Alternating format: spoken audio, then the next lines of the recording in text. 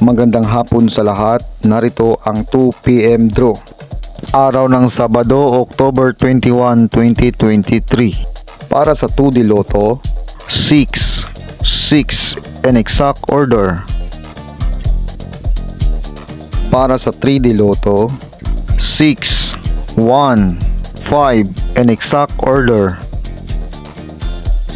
Congratulations sa mga nanalo. Mag-like, subscribe para updated kayo sa mga susunod na draw. Maraming salamat at magandang hapon.